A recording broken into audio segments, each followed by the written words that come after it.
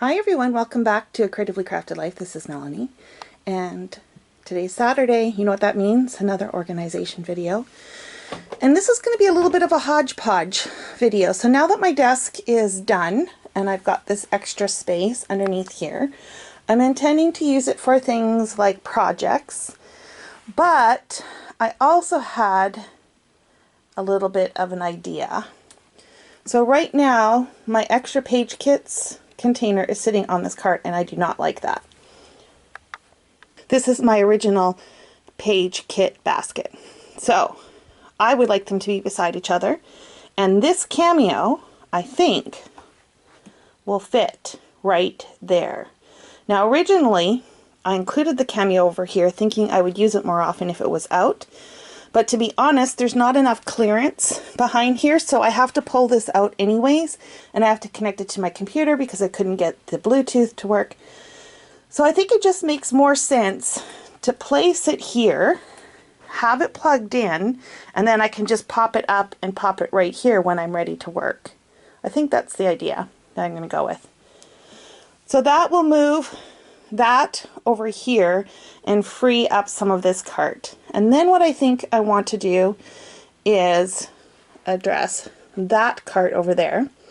You'll see I've got a bin precariously balanced on there. I've got some folders and I have my basket full of accessories and stuff. I actually like this cart for the most part. I wish it had a cap on it, and it came with one way back when, but I got rid of it. So I had some leftover MDF, and I think the one piece will fit on top of there. That does mean I'm going to lose the storage down, and I would have to put the basket on top, but I could put this basket on top better situated, and I can always get like a hanging file folder for those and place it under now on the shelf underneath, I think. Okay, so once all that is done and that is done, then I'm going to take a look at these two carts down there and see what I can do with them. In addition to tackling that, I also have, sorry, I'm going to try to go a little slower.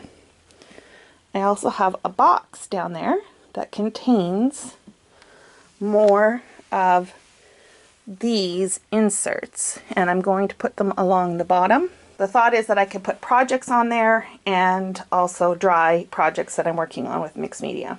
I'm going to show you how these look yet before I sign off. Okay, let me go back to my desk and get that situated. Okay, so before I go any further, this is not sponsored or anything like that. It's just something that I have found that works for me.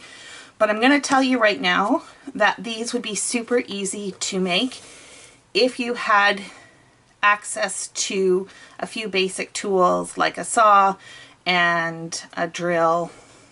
If you had a drill press, even better. And I think you can buy a jig to do all the holes, which will make sense in a minute. But I did purchase these from the Steady Hand. Individually, the shelf units, I think they ran about $20, which is okay. What's going to kill you is the shipping.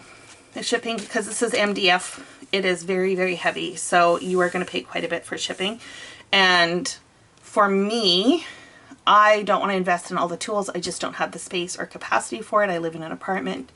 And so I'm willing to pay the shipping. But honestly, if you know anybody who is remotely handy, have them do this, because they're super easy, super basic. Okay.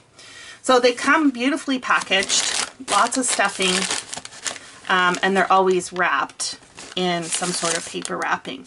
So let me pull these out and then I will show you what they look like. Okay, so what I purchased was the adjustable shelf organizer cube insert for cube storage shelves, Kallax, with one shelf. And it's basically 3 pieces of MDF, and they're 3 rectangular shapes. This is why I said it's really easy. This first one here, I'm trying to think how wide it is. How thick is this? Looks like it's about 1/4 of an inch. So 1/4 of an inch MDF. So this is 12 7/8 by 15, and it's just a plain MDF board. Nothing to it. You will then have 2 pieces that are exactly the same, and these are 13 1/4 by 15, and you can see that there are holes and they are drilled all the way through. And I looked on Amazon when I first bought these to see if I can make them myself, and you can get a jig for relatively inexpensive that will position these exactly the way that you want. So this one comes with 2, 4, 6, 8, 9 holes. And I only bought the one shelf because I have stamps that are going to be stored underneath. What's nice about this is I can adjust the height of the shelf wherever I want.